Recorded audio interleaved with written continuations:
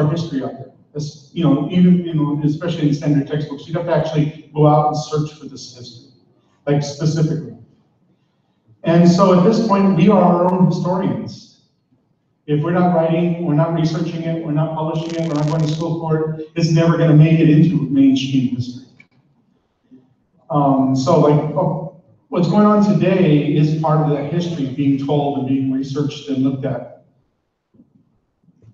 And one thing I've heard brought up, throughout this day is, history is humanity. It's our story. The tragic events that happened here in the Valley is part of our story. Our story can be told in many different ways, but it must be told. It can be told like through corridos. It can be told through artwork. It can be told through short stories and novels. Sometimes, short stories and novels, as I tell my students, allow us to, feel for what, the events that happened. Allow us to feel what they felt back then. And whereas, sometimes straight up facts doesn't always do it. I know, speaking to some other people, especially, when I was going to school and going to conferences, we always talked about when we come to this classes, we wish we had these classes when we were in school. We have to go somewhere else to learn about our past here sometimes. And it's kind of sad. And these kids don't know how lucky they are to be hearing this now, when I wish I had heard it. What you're going to see today, first of all, this is probably their first presentation formally anywhere. So they're all a little nervous, as you might imagine. But it's something that I want for them to experience, and I want for them to hear, like the stories before, hear academic language, hear how people are going to be presenting lectures in college. Because this is what college is really like. This is the language you're going to hear. And to me, this is better than a walk through a college. It's like to listen to the type of lectures that are presented, how historians present, or professors in general present lectures. And it's more of a prep for them to be going, off to the university. What I know, technically, this is that's American History 1, which is 2327, which is founding of Mexico and on into it ends, the timeline ends past the Civil War, much like U.S. History 1. So this topic really is second semester material for us. But when all this was happening, I felt like, this is the best way for them to really learn about it is to actually be a part of it, to actually stand where the historical marker was and listen to people who, it connected, really to them because it was family members. So I jumped, ahead, and I did my best to give the kids, and then what I did was give them just little snippets of parts of the history. Because I always told my kids, history doesn't happen in the bubble. When two sides are fighting a war, it didn't just happen to the one thing right there and then. When someone comes to conflict, it didn't just happen one thing right there and then. Someone was mad about one thing. There's these huge historical forces, things that are happened a long time ago, centuries ago, and things that happened recently. And so when you tell a good story, you have to give the background. You have to do the whole process to try and give this more nuanced sense of history. Because too long we're taught history black and white, good, bad, black hats, white hats. The cowboys versus the Indians. And it was a lot more nuanced and complicated. Humans are complicated, and so is our history. So what you're going to see here is just short presentations of the steps, we can see following events that happen that fully brought us to this, tragic point. So what I'm going to do is, every kid's going to have just a little bit to talk about, and I'll be moving them through, facilitating. They're moving through, and like I said, this is the first time they're nervous, but I really want them to experience it. Okay, first I'm going to have.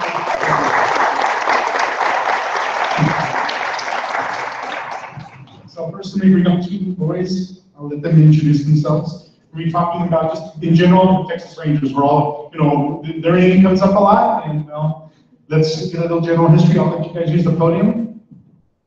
The mic's on? As far as the podium? No. You guys can introduce yourselves. Hello, my name is Miguel. I am a member of the MOS club at high school. We will be talking about the Texas Rangers, part of the Matanza, and it's usually like the main point of which most of it started.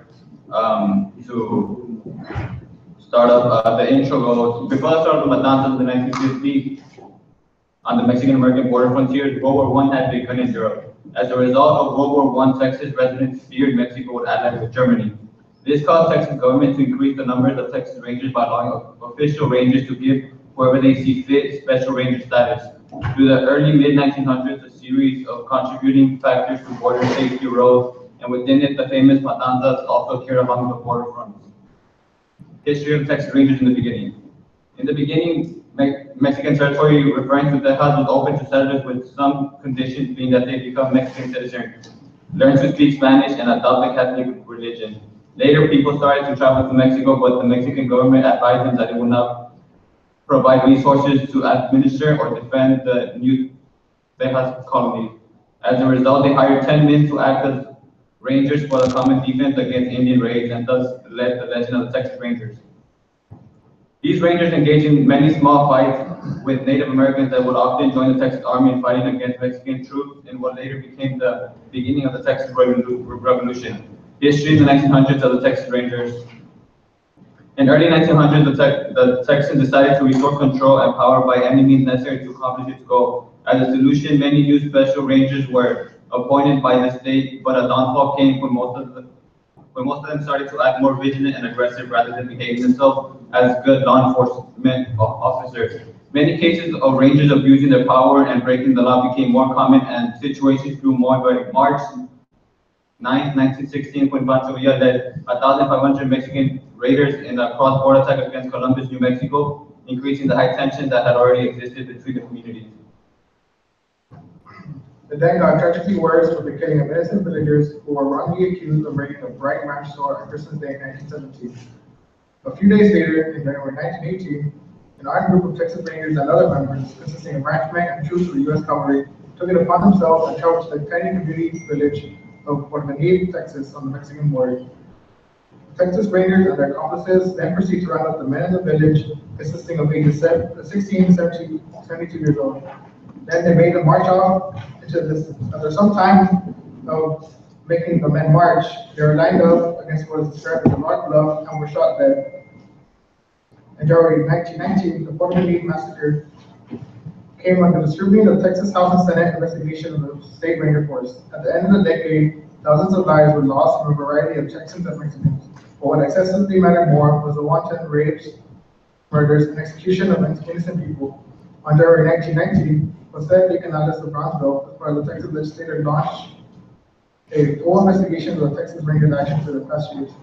The investigation found that from 300 to 5,000 Hispanic people had been killed by Rangers between 1910 and 1919, and that the Rangers had been involved in many horrible misdeeds. These are the most turbulent times in the history of the Rangers, and with the objective of recycling the force's membership, putting it back in tune with its past and restoring public trust, the legislature passed on March 31st, 1919, a resolution to purge it and enhance it and its procedures.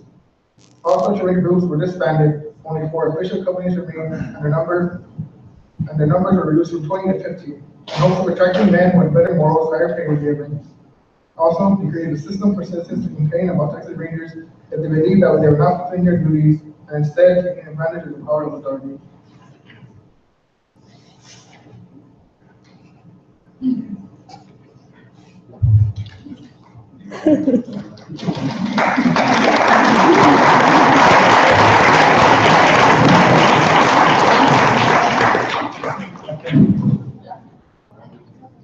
Can we switch it to the next PowerPoint? I forgot to give them the click. Come on. Go ahead. See if it's working.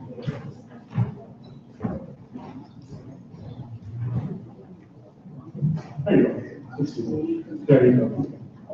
It's the same. Okay. All right, go ahead and introduce yourself. Well, let me, as far as conflicts on the border, the conflict is nothing new. And, you know, as bad as, you know, it was in the 1900s, you know, conflict had been around, especially between Anglos and Mexicans or Tejanos, since, you know, 1848 and even beforehand. And so one of the earlier conflicts was, you know, known as the Coquino War, which is what these girls represented on. So go ahead. My name is Denise Gonzalez. My name is Andrea Mena, and today we will be presenting Juan Cortina. Who is Juan Cortina? Juan Cortina is best remembered as the Robin Hood of the Rio Grande. Juan Cortina was born in the year 1824 in Camargo, Tamaulipas, to a wealthy cattle ranching family. Sometime in the late 1840s, he had to move to the north of the river in order to be able to manage some of his mother's many lands. By the late 1850s, he became an important political boss for the Democratic Party, and even though the U.S. invalidated many of his land claims, he was still a large rancher.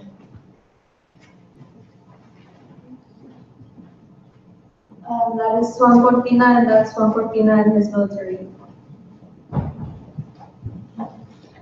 Cortina is raised in Brownsville. On July 13, 1859, he witnessed a previous family employee getting pistol whipped by an Anglo City marshal. He asked him to stop, and when he refused, Cortina shot him in the shoulder and escaped to Mexico with his former servant. On September 28, Cortina returned to the city of Roswell with an armed force and released Mexicans who he felt were wrongly imprisoned. He executed 4 Anglos who had not been punished for killing Mexicans, and there he became the Republic of the Rio Grande. Cortina did not terrorize the land, rather he retreated to a nearby ranch and issued a proclamation invoking the sacred right of self-preservation. He felt that many Mexican Americans had been persecuted and robbed for the reason of coming from a Mexican origin.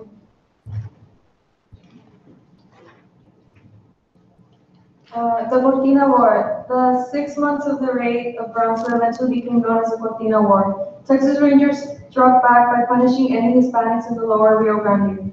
Cortina's army consisted of 500 to 600 men who resumed his raids when the Texas Rangers killed one of his lieutenants in Brownsville. The Mexican government feared that Cortina's actions would lead to a war between the U.S. and Mexico, so they sent a joint Mexican or Anglo force against him, which he quickly defeated.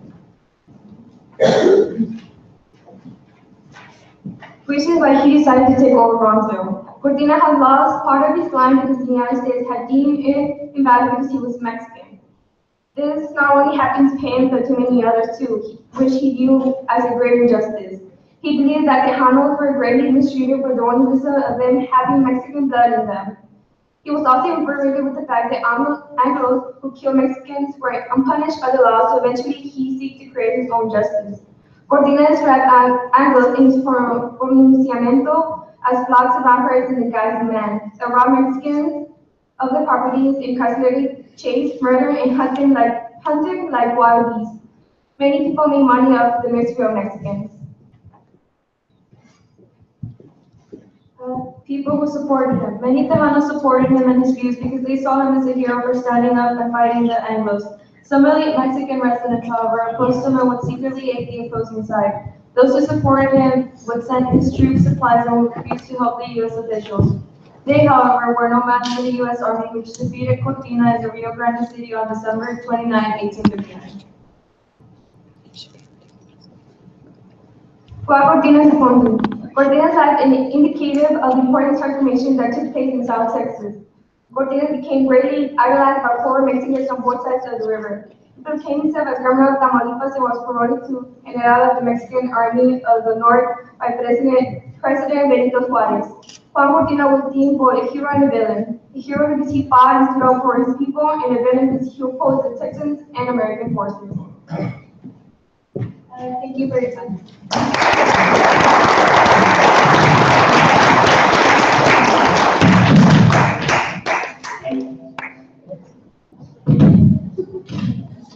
Can we switch to the next PowerPoint? Very close. It's as far as we're talking about historical forces. It was also not just racial conflicts. It was also changes in the economy and industrialization. All these other forces that helped shape what would eventually happen. One of these was bringing irrigation in the railroads to the Rio Grande Valley, and that's what these ladies will be presenting on.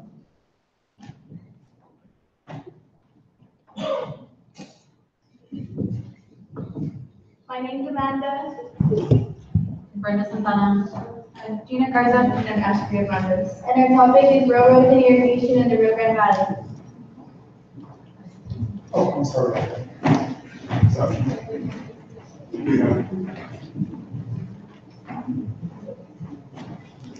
In 1876, Kennedy and King's steamboat industry experienced a decline in their business due to the prices being excessively high.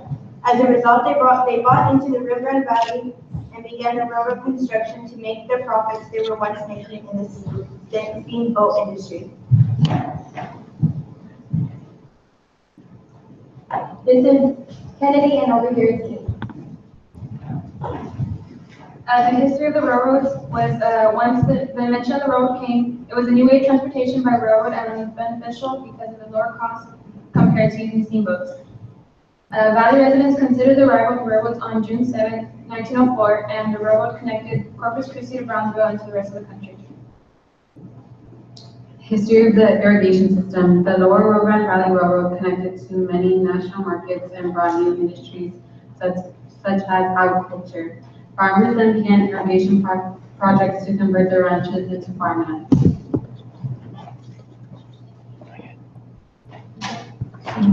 Uses of the railroads. Okay, one, it was a need of transportation for people, and two, it was a transportation of goods such as consumer products, agricultural and food products, paper, coal and lumber, chemicals, raw material, and industrial products. Okay. And then this is a picture of the prices that they would charge to ship products through the steamboat industry. Okay, so then these pictures we took at the South Texas Museum of Edinburgh. So then this one in the top corner is what they used to build the railroads, and then like these little bolts, they're called railroad tie, and they would write like the dates to see when like they were built. And then this is what they would use like for communication, and then this was the steam locomotive mill. These are some of the tools they used to build them, the hammer, spike, and this.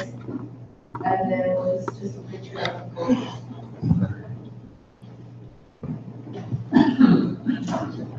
This is a map of the Lower Rio Grande Valley, the railroads, and you can see that here it connects to Corpus Christi and to the rest of the country.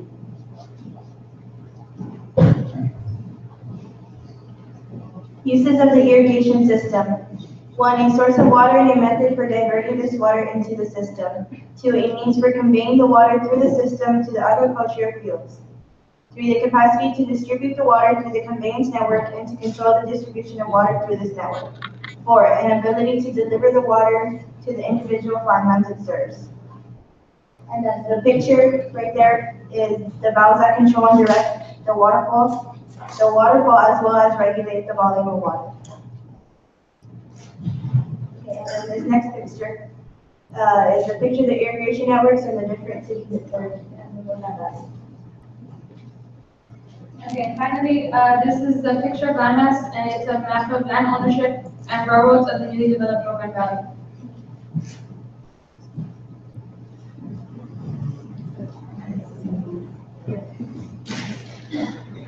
And that's the same thing with the land ownership and the railroad. Thank you for your time.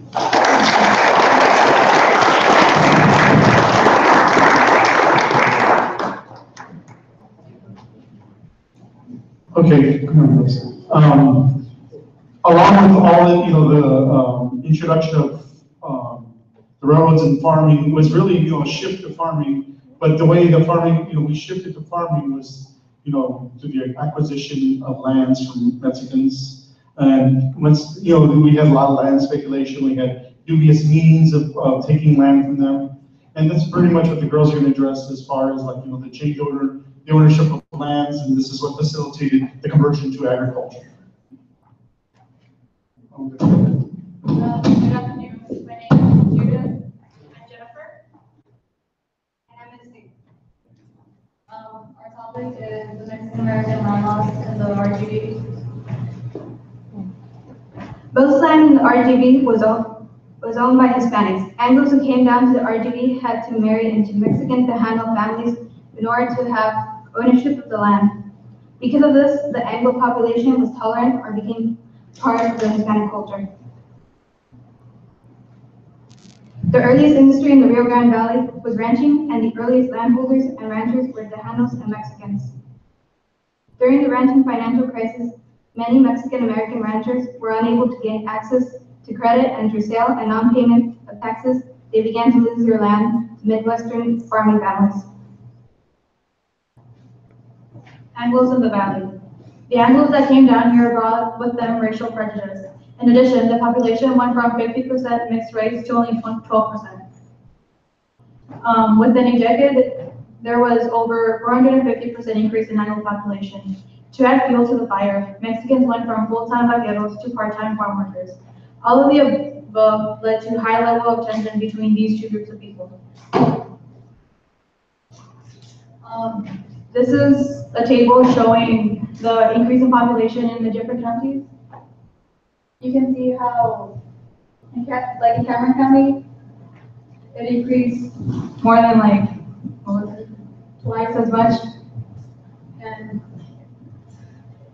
these are just a breakdown of the counties and their ethnicities.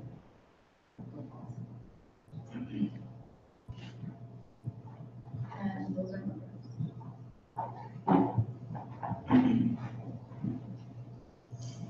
Violence on Mexicans. The first to respond to the bandit raids were the Texas Rangers. However, many who came to the valley were only politically appointed rangers and not true law enforcement officers. They shot first and asked questions later.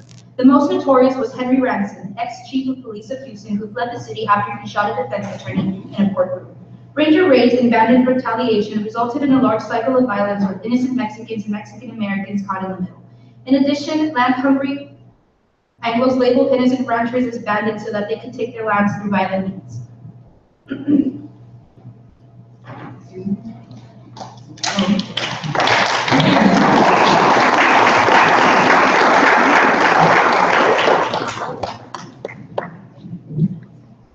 Okay. In addition to what's going on in South Texas and the United States, there are also forces, international forces occurring, and especially, just south of the border in the Mexican Revolution, which helped attribute to what would, become the violence here in South Texas. So that's what these ladies will be presenting on. Hello, my name is Adriana Mena. I'm Brenda. Today we're presenting about the Mexican Revolution. The Mexican Revolution started in 1910. It began as a movement of the middle class protest against dictator Porfirio Diaz. Porfirio Diaz favored wealthy landowners and industrialists. He took large amounts of land from the poor and gave it to the rich. Within 6 months, Diaz was overthrown, and Mexico had entered a decade of fierce civil strife. To good with this similar and often antagonists combined to outcast Diaz. During the war, Mexico's social and economic instability brought by the revolution resulted in Mexicans fleeing north. Around 1 million Mexicans migrated to the United States. In the 1900s, many people from Mexico crossed to the U.S. because they tried to escape the violence and poverty that was going on in their motherland.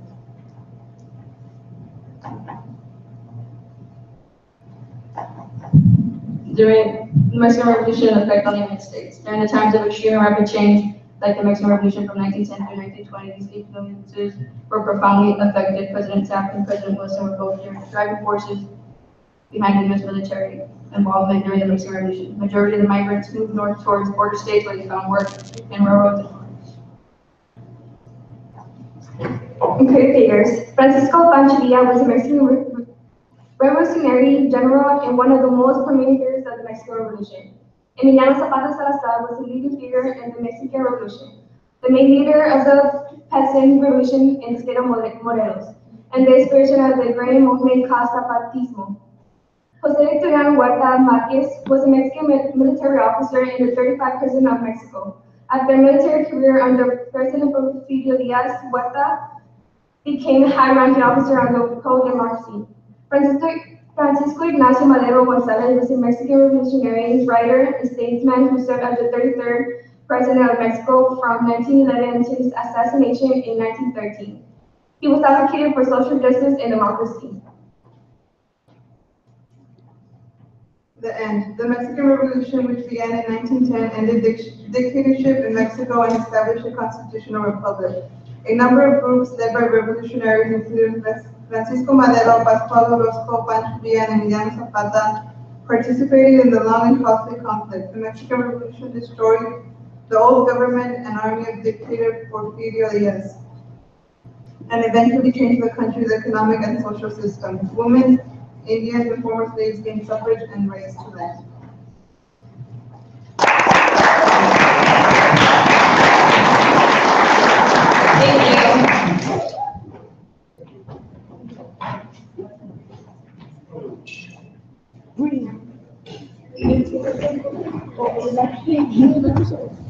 Now, part of, this whole conflict, and we've spoken about it before, is the Plan de San Diego, which emerged around this time period.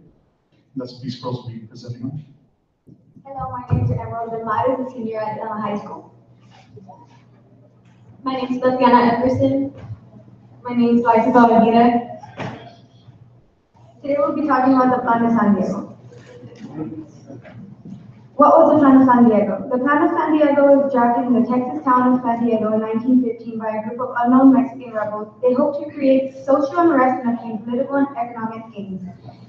They consisted of African Americans, Japanese, and Mexican Americans. They usually called themselves Liberating Army of Races and People.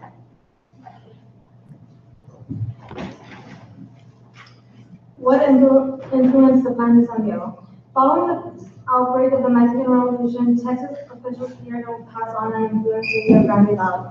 The Mexican Revolution led to a large number of refugees to flee to the United States. The document states that they would rebel against the Yankee tyranny and seek independence in Texas, New Mexico, Arizona, Colorado, and California.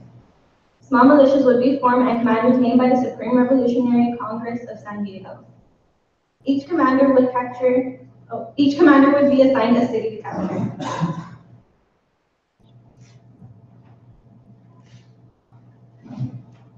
Every North American over 16 years of age shall be put to death, and only the aged men, the women, and the children shall be respected.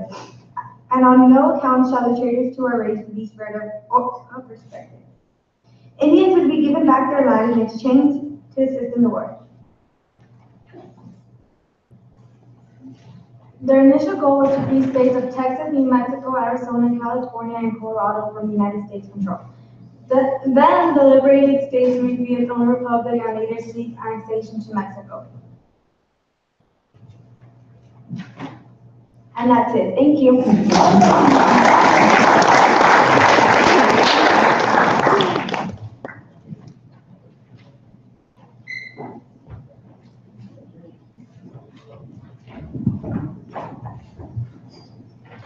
Okay, well, as you can see from the PowerPoint, these students are representing on lynching in general and what occurred here in South Texas. Good evening, ladies and gentlemen. I'm Gilbert Rodriguez. And I'm Elizabeth Aguirre. Today we will be talking about lynching in South Texas. What is lynching? Lynching is the illegal killing of someone in a non-traditional brutal way, for example, by setting them on fire, hanging, or shooting them, without due process of law. Reasons behind lynching. When whites moved into South and West Texas, they lynched the Hamas suspected of crimes or collusion with raiders from Mexico. Mexicans had begun an uprising, Plan de San Diego, and Anglos feared what mass destruction could come from the Mexican Revolution. Lynching was also used in order to obtain the land from Mexican American ranchers. The Texas Rangers. In 1874, the Texas Rangers got reestablished in Texas. They complied with their duties effectively, although they would be constantly overstepped the laws that they had enforced and were guilty of injustices and cruel punishment upon the Mexican American people. Plan de San Diego. This plan had the lower part of Texas in constant state of confusion. This plan was recruited into the Texas town of San Diego in 1915 by an anonymous 70 Mexican rebels. They looked forward to achieve gains in economic, social, and political status. Vigilante groups. Vigilante groups were also sued and attacked Mexicans, the Mexican Americans as well. And this picture represents It represents the town where we come from, which is Donna, Texas, and so we, as you can see, like, kind of ties into our history, which like affects us. Numbers. Due to the nature of the killing that occurred in South Texas, it is difficult to place an official number on the number of people lynched. Historians have estimated hundreds, if not thousands, were lynched. Additionally, families were sometimes refused to bury their dead for fear of violence upon themselves. Thank you.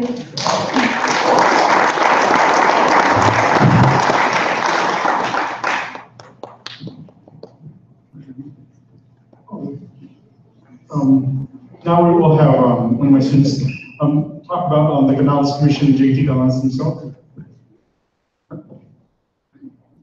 Hello, I'm Miriam Cantu and I'm presenting Canales Commission. Who is Jose Tomas Canales? He was born on a ranch in Wessex County, Texas on March 7, 1877. He attended the University of Michigan for 3 years and worked on earning a law degree. He practiced law in Corpus Christi and Laredo from 19 to 1903. He then settled in Bronxville, working at the county assessor's office. He has 2 decades of experience as a lawyer and politician, and then he continued on to serve as a representative in the Texas House of Representatives from 1905 to 1910. And here we have some portrait pictures of Jose T. Canales.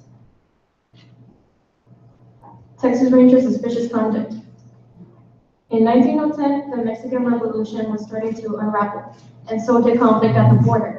Canales began noticing unjustified murders such as hangings, shootings of Hispanics, and increase in violence and fear. Texas Rangers Canales.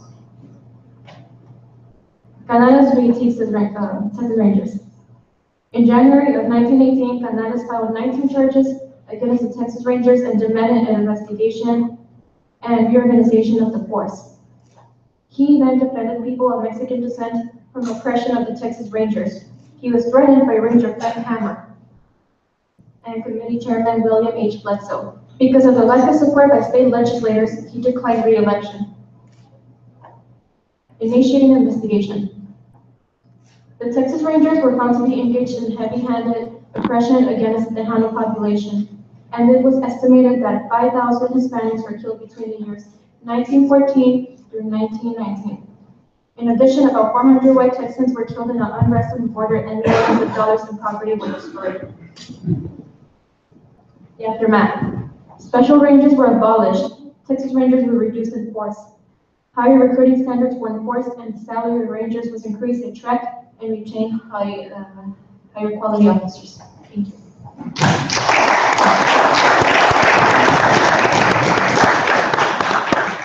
Okay, you guys okay? Part of what I had the kids do was look through the Canales testimony, and so I have 2 groups are going to read parts of the testimony. In my class, because it's Mexican American Studies, and I feel, you know, like especially the border languages is doing. So one of the presenters asked me if they could present it in Spanish, and I said, go ahead. So you'll be the testimony that I'll be reading will be in Spanish. Sorry.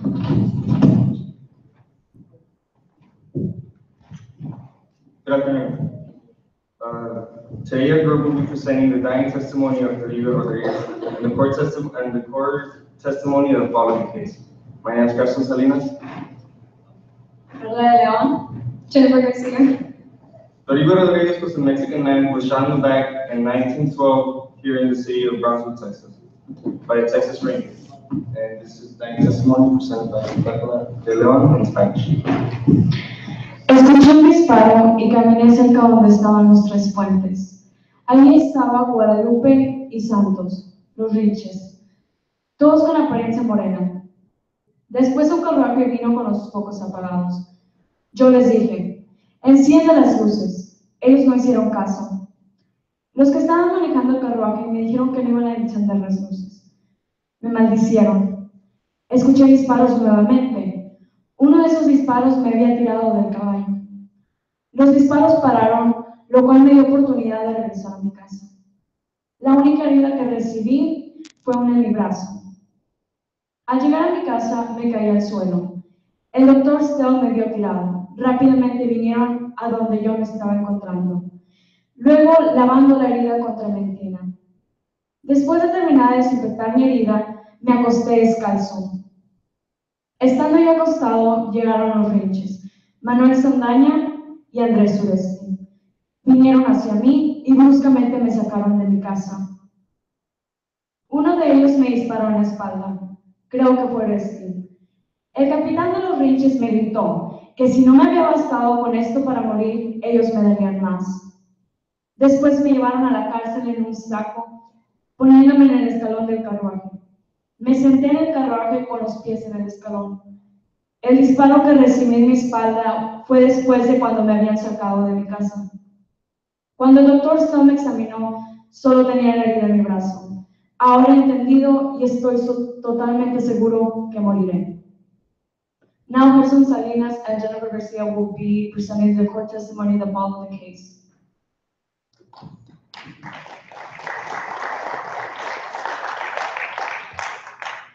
Are neither of those men in the force now? The only one I know in the forest is Sanders. Is he not one of those present when he was shot in the back? He is one of those present when he was shot in the back. Was it the other man that he said shot? The carriage episode occurred first. This man was shot in the arm and went home. Afterwards, the leader of the troop and his men and deputy sheriffs went to his house and he was shot in the back after he was taken out of his house.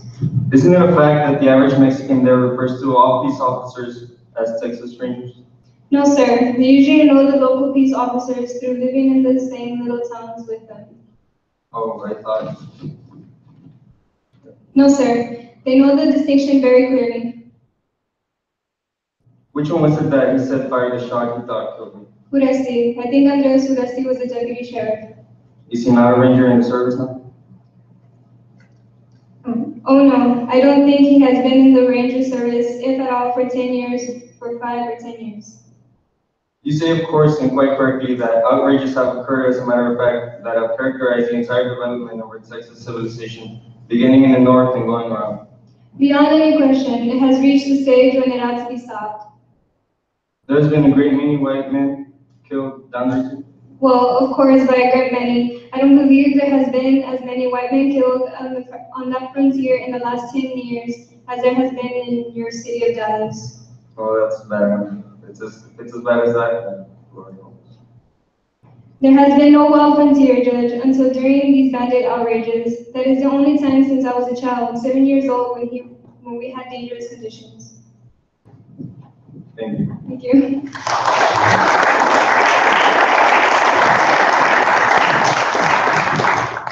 Yes. Now we're going to have another reading of some testimony.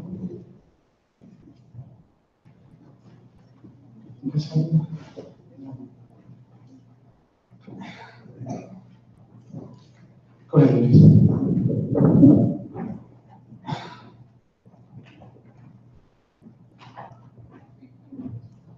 Hello, my name is Kenya Colunga. My name is Marisa Miranda. And today we will be reading a testimony from the massacre at El Porvenir Ranch from the 1919 Texas Ranger investigation.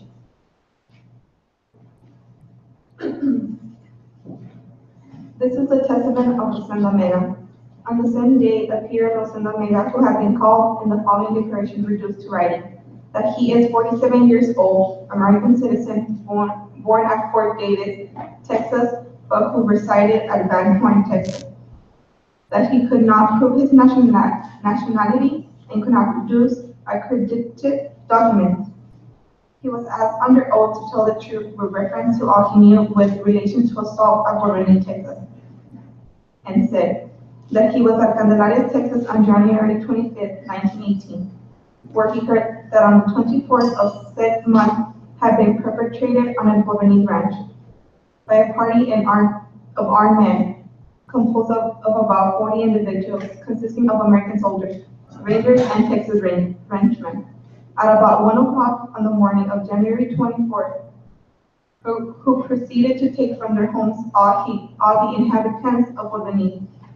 And after they had been gathered together about 30 in number, they were taken about 1/4 mile below said ranch without any explanation of the cause. And without asking anything, and after arriving there, they were told they could return to their homes, with the exception of Eugenio Gonzalez, Roman Nieves, and Manuel Fierro. who they took away with them as prisoners and held them 2 days in the mountains, making terrible threats, but allowing them at last to return to Porvenir, Texas, where on the last day of the assault, the first named two were killed, and where Manuel Fierro was saved, because he was not in Porvenir on January 28th. He was then asked under his oath, according to law, what he knew about the assault and people killed in Porvenir, Texas, on the 28th day of January of present day. That as soon as the inhabitants from their houses and from that number selected 15, and took them about 1/4 of a mile from said ranch, and then in a very cowardly manner, and without examining any of them, shot them. That on January 29th, permission was obtained from the military commander at Candelaria, Texas, and also from Colonel Eduardo Porcario of Porvenir, Mexico, to pass the dead bodies of the victims to the Mexican site for burial, which was done in company with friends, families of the victims, that the bodies were found about 1/4 of a mile below Porvenir, Texas, on the ground and in parallel lines, and had wounds in bodies and also shot in head of each one. The bullets passing through the heads of many of them, and that their bodies were examined. One of those killed was my father-in-law, and in whom I had great faith, and with whom I have traded for many years. Being asked if he knew whether the inhabitants of Valle, Texas, had participated in the assault upon the Bright Ranch or was in any form in connivance with the bandits, he replied that the inhabitants of Valle, Texas had not participated in the assault upon the Bright Ranch and had not been in connivance with any of the bandits that had operated on the frontier, and that they were people living by their honest work, and can be testified to by an American school teacher by the name of Enrique and Henry Warren, and other American citizen by the name of John Baby, who resides near Fort Wayne, Texas, and that all having their homes necessary grain for their families, also their work and domestic animals, and that some of them had been a long time in the United States and had about 1 section of land sown with wheat. Being all that he could say, this declaration was terminated by the judge and witnesses assisting, signing same, but not by this witness, as he could not write. Thank you very much.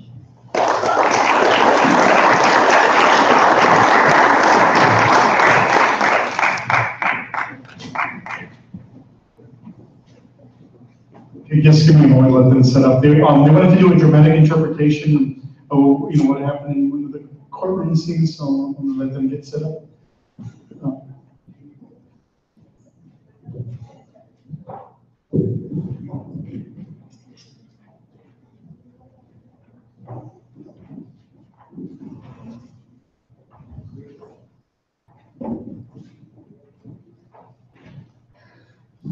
Okay, good afternoon. Today we're doing a dramatic piece, and it's based on the testimonies for GT Canales and Matanza.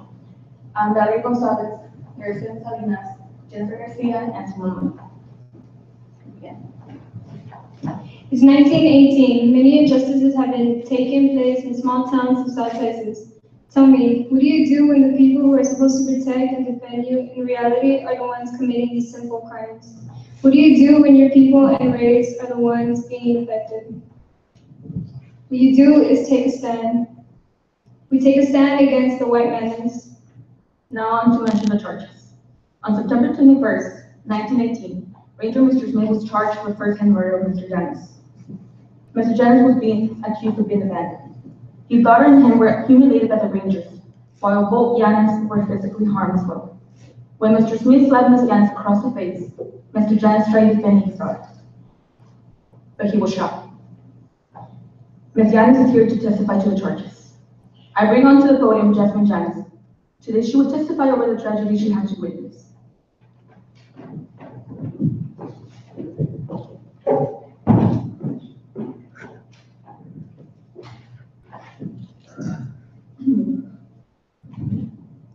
I'm brought onto the podium to testify against the Texas Ranger. I'm here seeking for justice for my people and my race. I'm here to express the horrific event I had to witness, defending my father, those monsters who killed my papa. What did he do to you? Do you guys have to fight about this? No, sir. Continue, miss. We need to address the problem with the Texas Rangers. On September 21st, 1918, my father was brutally murdered under this man's authority. It began when my father was wrongly accused of being a bandit. He was coming from our rancho, the rancho in which my brother and father cropped and cleaned. That night, Miguel, my brother, he couldn't go with him because the bike in the casa broke down. So he stayed to fix it. I decided to go with Papa and help him so he could finish early and rest for the next day. When Papa and I were making our way to the neighbor's rancho, those gringos started screaming. They kept calling my father a bandit and jabbing their fingers at his chest. I kept telling them they got the wrong man, that my papa was the hombre again. Everything happened so fast. Mr. Smith grabbed my papa from his flannel, started violently shaking him. He yelled, "Y'all Mexicans are a bunch of bandits. You come to our land and steal from us." When I tried to jump in and defend Papa, the other ranger grabbed me by my arms and held them behind my back. That's a lie. I started shaking and trying to break from his hold, but he was too strong. Papa kept telling them to leave me alone, but they didn't listen. This is when Mr. Smith gave my father the first hit. He punched him in the stomach once, twice, and then I lost count. By then, Papa was covered in blood, and he could barely stand up by himself. I screamed at Mr. Smith about how he was not a man for hitting an older man, and this is when he slapped me across my face. When Papa saw this, he reacted violently. Papa hit him back at Smith, and when I pulled against the ranger holding me, a gunshot was heard. My Papa fell to the ground. He fell in his own puddle of blood, and I cried to him. I asked for a reason for their actions, but all I got was a threat. Mr. Smith said everything was self-defense, and I was bound to be ignored by the police because I was not a citizen. But what hurt the most was the fact that I could not bury my Papa. I was not even allowed to touch him. They destroyed me, they destroyed my Papa, and they destroyed us.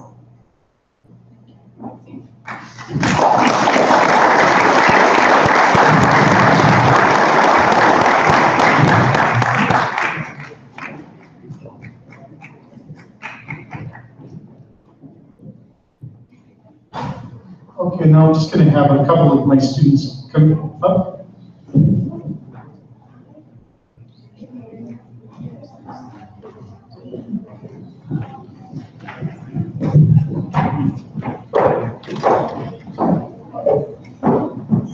I'll let them explain what they're talking about.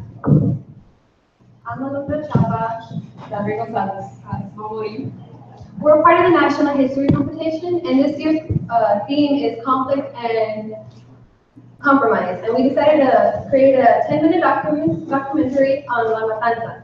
We humbly ask if any of you are comfortable with sharing any piece of information, testimonies, or thoughts from you or a loved one that we could incorporate into our documentary. We would really appreciate your help and would love to, if you were to approach us after this, or if you can get your contact information. We would love to give people affected the justice that they deserve. Thank you.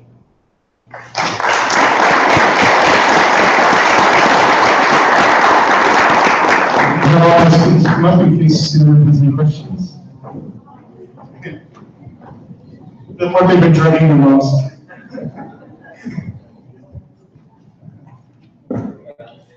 Yeah, you can just get them from here. Because there's a lot of you.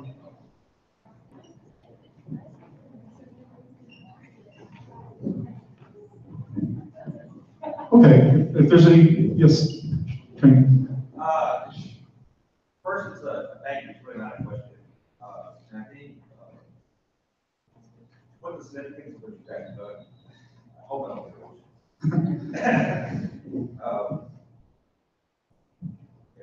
J.T. Canales in the 1930s wrote Carlos Castaneda, who was the archivist for the archive at UT Austin, asking him to ensure that the transcripts that you got to read from would be accessible to the public. Because if you weren't aware of this, there was a concerted effort to keep those transcripts secret. Right? And so in the 1970s, historian named James Sandos finally rescued from free gets access to the transcripts and uses them. for his research. So there's been this long-going struggle to maintain access to the transcript. And so I think you guys are probably the first to actually reenact and voice excerpts from that transcript. And that is one of the things that we're engaged in, is keeping this history alive. And you guys just brought it alive.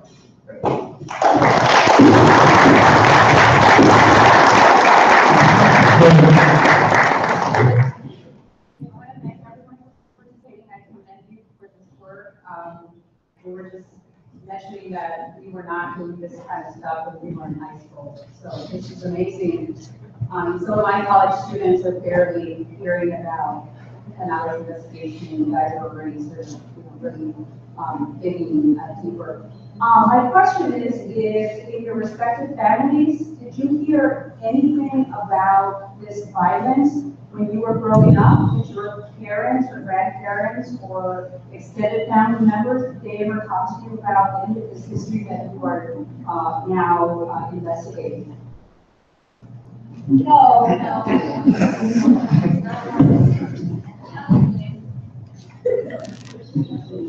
Yeah, honestly, like, I think maybe my, maybe Chris' generation, probably the last one, like, we would hear, like, it's funny because this history, if you mention it to someone in the Valley who's older, oh yeah, my uncle, my grandfather, great, it's not even an issue, but it's just, that was word of mouth. As Trini would say, talks around the barbecue pit, that's when you would hear it, but, as generations are going, and these people are disappearing, which is why I said we have to become our own historians and get it now while we still can.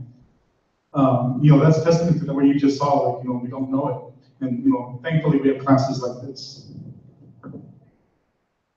Go ahead. Thank you so much. I mean, I was crying over you. I'm just so proud of this tremendous work that you all are doing. And I'm gonna stop crying. But to ask a really important question, because I work with descendants of the one that they've been trying to get their stories to be told for decades. And I'm going to send a video, I'm going to be sure your consent, a video of the testimony that you read, because I don't know that you'll even understand how much feeling that's going to bring to them. So my question is, through the tears, and how you selected what to reenact and what to, because that's the role of the historian too, through the 1,600 pages of the Canales investigation to decide what stories to tell. So I'd love to hear how you decided what to tell for the Matanza documentary that you're making. Historians write hundreds of pages, so what are you going to focus on? Just tell us a little bit about it. Okay, I'll begin by telling you what I sectioned them off and I just told them to go through it. I just showed them the website. And then we went to the computer lab and they're like, this? So I'll let them answer that part of it. But I'll just tell you how the process happened. Who did the testimonies? I'm sorry. Oh, right here, I'm sorry. How'd you find that one? Lo voy a contestar en español. Ok. Cuando Mr. Camona nos dio el documento grande, como 300 páginas o más, pues primeramente estábamos mi compañera Jennifer y mi compañero Gerson, pues estábamos como que, ay, es demasiado para leer todas estas hojas, para ver todo esto, pero al final del día es nuestra historia y es donde nosotros nos podemos identificar como mexicanos americanos y sabemos la importancia de saber nuestra historia al conocer lo que ya había pasado y lo que nos pasó a varias de esas familias. Primeramente teníamos un testimonio, pero queríamos contar, como usted estaba diciendo, la historia que sea más palpable al corazón, que ustedes o las personas que estén escuchando puedan sentir lo que la persona sintió en ese momento cuando lo estaban matando, lo querían matar. Escogimos uno, pero luego una semana antes escogimos otro. Y creo que este testimonio de Toribio Rodríguez fue uno de los testimonios que nos impactó a los tres y que cuando mi compañero Gerson y yo estábamos leyendo, dijimos, esto es lo que necesitamos y esto es la historia que se necesita ser contada para el Valle del Río Bravo.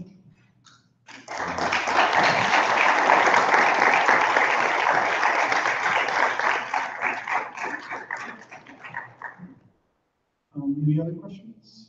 Yes, ma'am. Congratulate you as an educator. I have been an educator for 38 years, and I'm extremely proud of what you're doing, Thank what you. the students are doing, and I congratulate you. Thank you. It's excellent.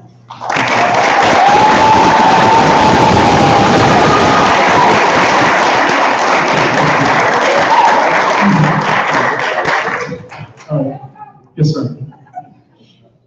My name is Kevin. The invitation that you are asking to help you with the Porvenir incident and things. I don't live too far away from Donna, and the teacher knows how to get a hold of me. There was a survivor, no, several survivors, but there was a 12-year-old boy who didn't get killed because he wasn't 15. And I have an interview with him, if you'd like to do some of that or listen to some of that. And then I also have a little chip where we use the drone to go across into Mexico and film where the grave site is, the mass grave where they put all the bodies. So if you'd like to borrow that, well, I won't, I'm not gonna loan it to you. I'll go and make you copies there, you make copies, figure out some way. Okay. Thank you so much, sir. Yes. Thank you.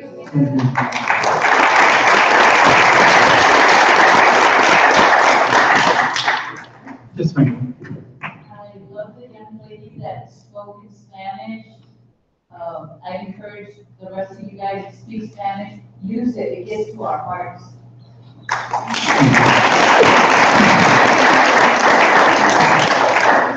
Yes, ma'am.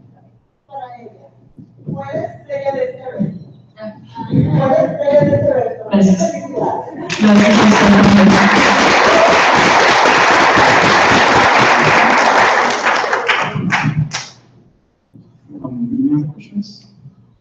Well, thank you so much for your time. And we really put this together like in a couple of 2 weeks. It was like we just, but I think they did a great job, and I'm glad that you guys appreciated it, and thank you for your time.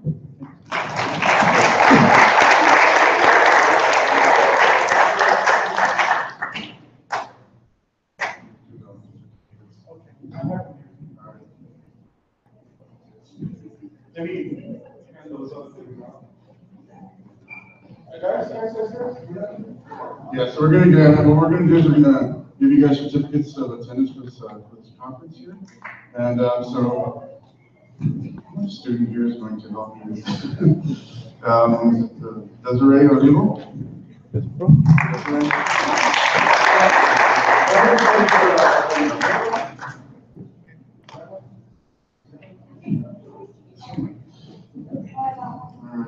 Alondra Chapa?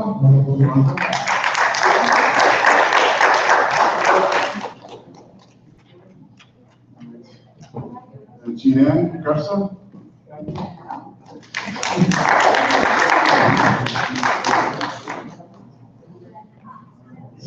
Emily Chavez? Emily? No? All right. Gersten Salinas? Playing the ranger. Gilbert Rodriguez?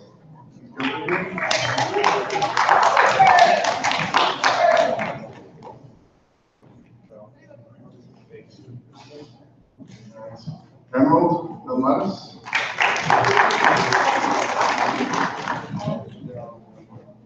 Elizabeth Aguirre?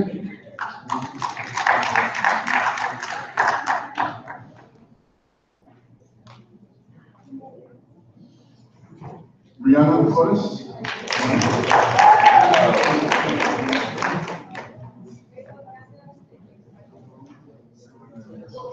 Denise Gonzalez?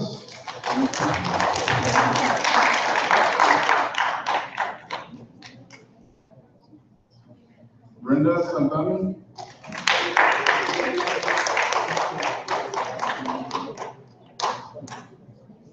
Arisa Matias? Arisa? Oh.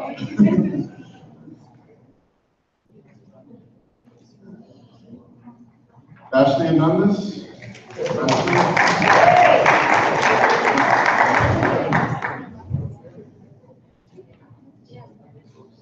Audrey come through?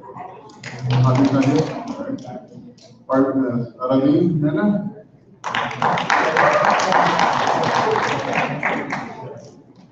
Amanda come through? Amanda?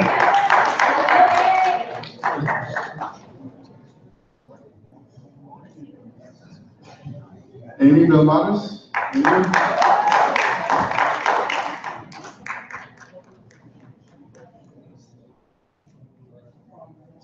Alejandro Salas? Alejandro's not here? Adia? That's not here. Abraham Pineda? Yasmin Suarez? Valeria Gonzalez? Tatiana Epperson?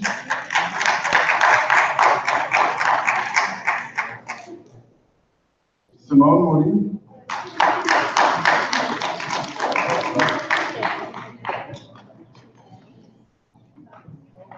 Savannah también. Perla Teñón.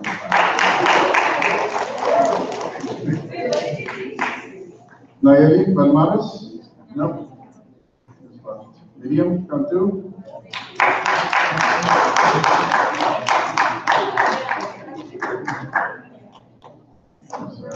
Maritza Miranda?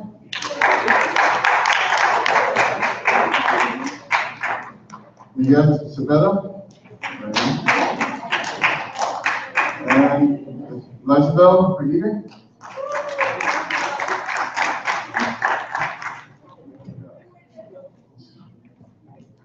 Kenia Kalunga?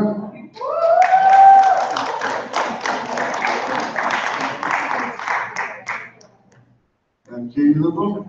He's not here. Karima? We have one.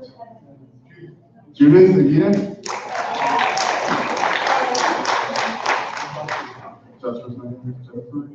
Jennifer Garcia?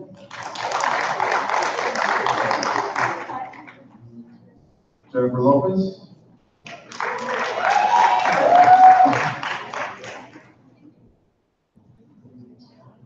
Okay, so the rest are on. All right. So we want to thank the kids for presenting today. So I want to give them a round of applause.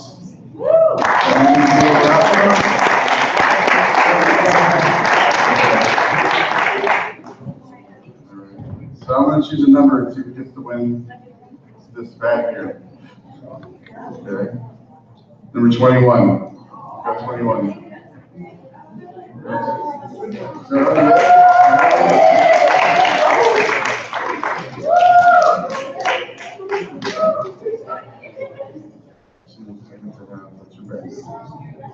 Thank you guys.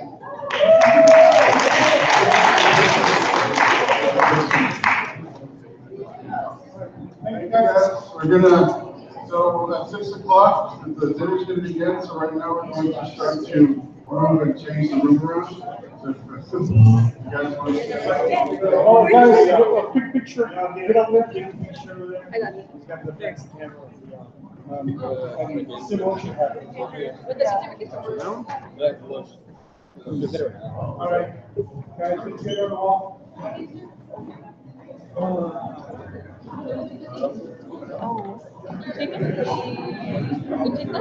Everyone. But we take that. Huh? Confused. What?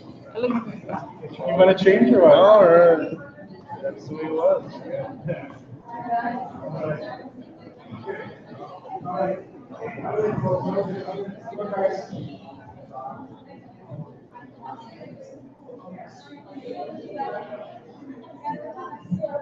Thank